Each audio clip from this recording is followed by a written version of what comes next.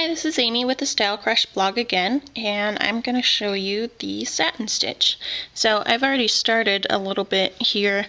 You're going to go ahead and basically just come up through the bottom of your fabric, just like with every other stitch. Okay, and then what you're going to do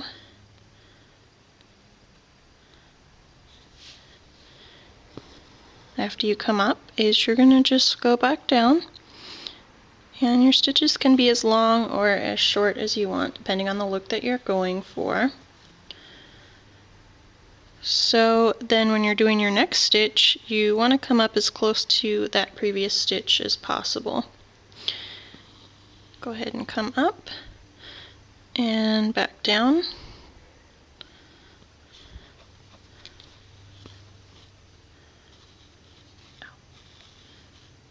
Okay, and then up in the right spot there,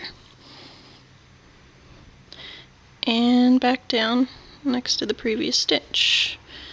And you can see how this satin stitch is kind of filling in this little area here with color, so you can fill in that whole area and have it be filled with color. And if you have too much space here in between your stitches, you can go back and sort of fill in the empty space with more stitches if you need to. So that is your satin stitch.